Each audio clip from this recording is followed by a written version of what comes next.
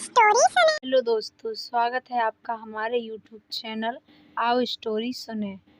आज की हमारी स्टोरी का नाम है अपनी क्षमता पहचानिए। तो चलिए इस स्टोरी को शुरू करते हैं। एक गांव में एक आलसी आदमी रहता था।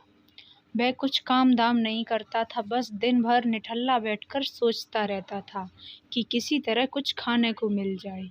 एक दिन वह यूं ही घूमते घूमते आम के बाग में पहुंच गया। वहां रसीले आमों से लदे कई पेड़ थे।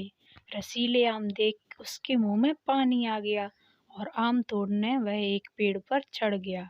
लेकिन जैसे ही वह पेड़ पर चढ़ा, बाग का मालिक वहां आ पहुंचा। बाग के मालिक को देख आलसी आदमी डर गया और जैसे तैसे पेड़ से उतरकर वहां से भाग खड़ा हुआ। भागते भागते वह गांव में बाहर स्थित जंगल में जा पहुंचा।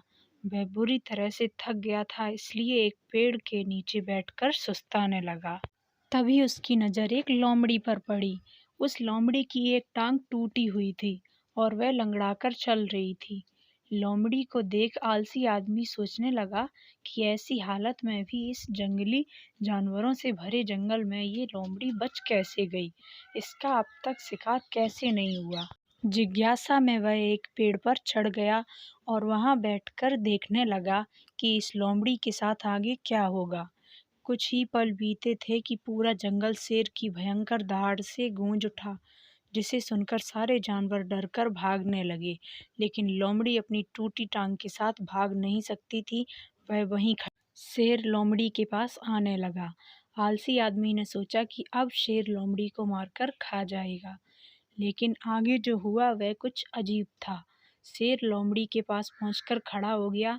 उसके मुंह में मांस का एक टुकड़ा था, जिसे उसने लोमड़ी के सामने गिरा दिया। लोमड़ी इत्मीनान से मांस के उस टुकड़े को खाने लगी। थोड़ी देर बाद शेर वहां से चला गया। यह घटना देख आलसी आदमी सोचने लगा कि भगवान सच में सर्वे सर्वा है। उसने धरती के समस्त प्राणियों के लिए, चाहे वह जानवर हो या इंसान, खाने पीने का प्रबंध कर रखा है।